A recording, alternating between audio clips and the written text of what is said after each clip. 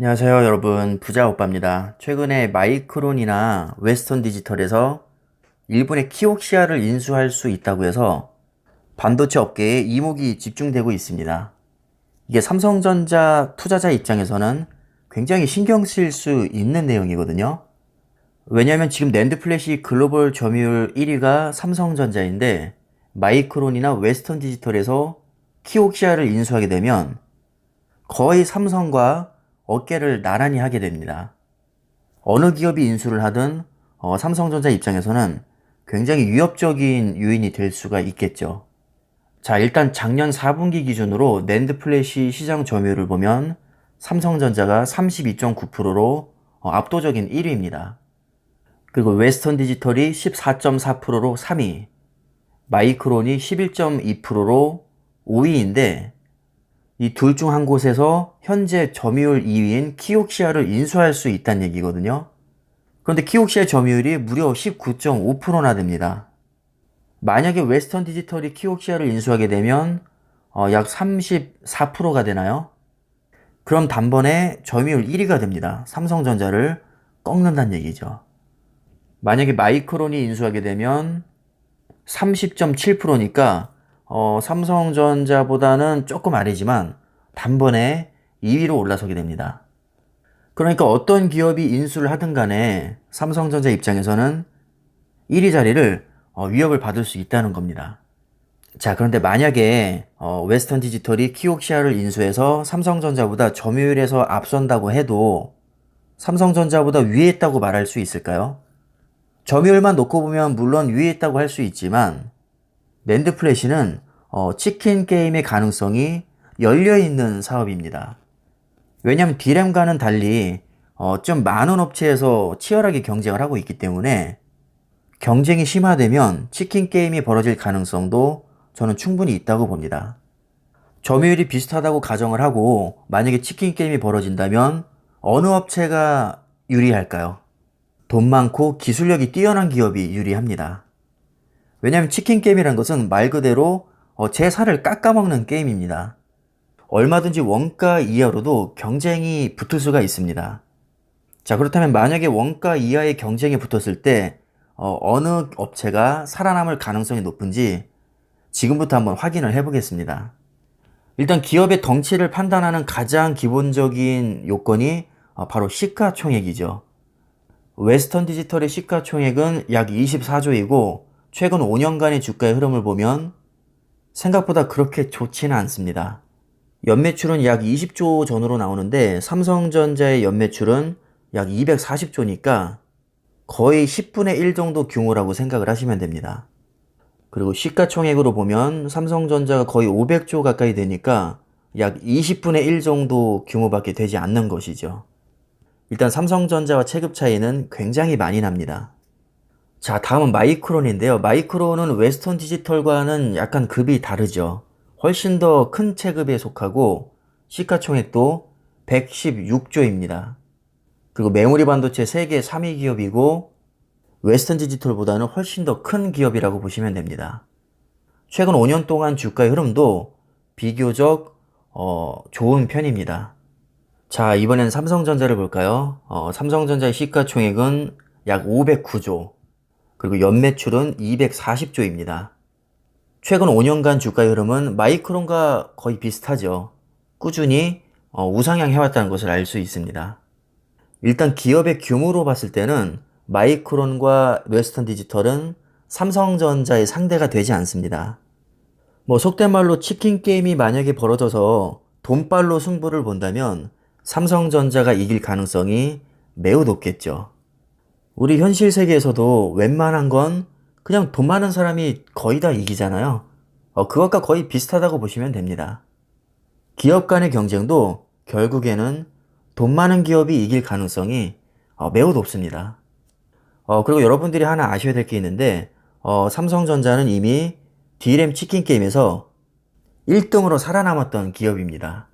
제가 2012년 2월 기사를 가지고 와봤는데 제목을 보면 D램 3위 업체 일본의 LP다 파산 신청, 반도체 치킨 게임에서 낙오가 됐다는 내용입니다. 2010년 당시 전 세계 D램 시장 점유율을 보면 삼성전자가 37.4%로 1위, 하이닉스가 2위, 엘피다 3위, 마이크론이 4위, 나냐가 5위였습니다. 일단 나냐는 점유율이 좀 많이 떨어지니까 논외로 하고 1위부터 4위까지 보시면 현재 세계 3위인 마이크론이 10년 전에는 4위였습니다. 오히려 3위 기업이었던 엘피다가 파산을 하고 마이크론이 엘피다를 인수하면서 지금의 3강 체제가 굳혀지게 된 거죠. 그래서 현재 순위와 똑같은 1위 삼성전자, 2위 SK하이닉스, 3위 마이크론, 이 3강 체제가 10년 전부터 쭉 이어져 왔다고 생각을 하시면 됩니다. 이때 당시 치킨 게임이 얼마나 치열했었는지 제가 기사 내용을 간단히 한번 간추려 보겠습니다. 2011년 4분기 실적을 보면 삼성전자는 메모리 반도체 업체 중에서 유일한 흑자 업체로 기록이 됐습니다. 치킨 게임이 치열하게 벌어질 당시니까 당연히 반도체 가격은 완전히 바닥이었고 심지어 원가 이하로까지 경쟁이 극에 달했던 시기입니다. 그런데 삼성전자의 기술력이 워낙에 뛰어나다 보니까 바닥이었던 반도체 업황에도 불구하고 영업이익률을 플러스 25.2%를 기록해버립니다. 그리고 2위 업체였던 하이닉스는 영업이익률이 마이너스 6.5%가 나왔었고 세계 3위였던 엘피다는 마이너스 48.3%가 나왔습니다. 장사를 하면 할수록 크게 손해를 봤다는 얘기죠. 똑같은 D램을 만들어서 파는데도 영업이익률 차이가 이렇게나 많이 났습니다. 참고로 삼성전자는 29년 연속 D램 세계 1위, 15년 연속 낸드 플래시 점유율 1위입니다. 메모리 반도체 분야에서는 너무나도 독보적인 기업이기 때문에 사실상 적수가 없다고 보시면 됩니다. 그래서 마지막 줄에 보시면 엘피다의 D램 관련 사업 축소는 불가피할 것이라고 예상을 하면서 원가 경쟁력이 높은 삼성전자와 하이닉스의 반사이익이 예상된다고 설명을 했죠. 자, 여기서 중요한 것은 원가 경쟁력이 높다는 겁니다. 이게 무엇을 의미할까요? 반도체는 웨이퍼에서 만들어지는데 불량률이 낮을수록 원가 경쟁력이 올라가게 됩니다. 예를 들어서 똑같은 100개를 만들었는데 삼성전자는 불량이 2개 났고 엘피다는 불량이 10개가 났습니다. 불량 난 거는 버려야 되니까 당연히 삼성전자의 원가 경쟁력이 훨씬 더 뛰어나다고 할 수 있겠죠. 자, 그리고 또 하나의 변수가 있습니다. 제조 공정이 뛰어날수록 반도체 크기를 작게 만들 수가 있습니다. 똑같은 웨이퍼에 삼성전자는 120개를 만들고 엘피다는 만약에 100개밖에 만들지 못한다면 여기서도 원가 경쟁력이 차이가 많이 나게 됩니다. 한마디로 삼성전자는 기술력이 뛰어나니까 동일한 웨이퍼에 개수도 더 많이 만들고 불량률도 매우 낮게 생산을 할 수 있습니다. 게다가 돈도 제일 많죠. 매출도 제일 높죠. 영업이익도 제일 높죠. 현재 세계를 주름잡는 어떤 메모리 반도체 업체와 붙어도 삼성전자는 이길 수밖에 없습니다.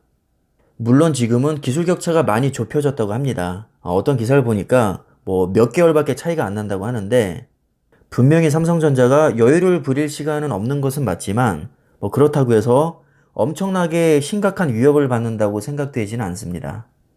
분명히 숨겨놓은 무기가 있을 것이라고 생각이 들고 만약에 비슷한 점유율로 가도 삼성전자가 먼저 치킨 게임 승부를 걸어버리면 당할 수 있는 기업은 사실상 없습니다. 일단은 기업의 규모 자체가 차이가 나도 너무나도 많이 나기 때문에 여러분들이 너무 걱정하실 필요는 없을 것 같습니다. 분명히 이 기사를 보시고 이제 마이크론이나 웨스턴 디지털에서 키옥시아를 인수하게 되면 삼성전자와 점유율이 비슷해지거나 오히려 뛰어오르기 때문에 삼성전자 낸드 플래시 이러다가 낙오되는 거 아니냐 이런 걱정을 하실 분들이 많이 계실 것 같습니다. 자, 그런데 단순 점유율만 보고 생각할 게 아니라 원가 경쟁력과 자본력 그리고 기업의 체급 이런 것들을 골고루 봐야 된다고 저는 생각을 합니다. 그래서 종합적으로 고려를 해봤을 때 분명히 삼성전자에게 어느 정도 위기인 것은 맞지만 이게 생사의 갈림길이 있을 정도로 심각한 위기까지는 저는 아니라고 봅니다. 자, 물론 그렇다고 해서 마음 놓자는 얘기는 절대 아니고요. 당연히 위기는 맞습니다. 단지 지나치게 예민하게 반응할 필요는 없다는 뜻이고요. 삼성전자가 정말 천문학적인 투자금을 쏟아 부음에도 불구하고 특히나 마이크론이나 SK 하이닉스 같은 경우는 기술 격차를 굉장히 많이 좁힌 상태입니다. 제가 삼성전자에 투자하는 가장 큰 이유 중에 하나가 바로 안정성 때문인데요. 일단은 회사가 너무 튼튼하니까 이런 위기가 있을 때 별로 그렇게 걱정이 되지 않는다는 겁니다.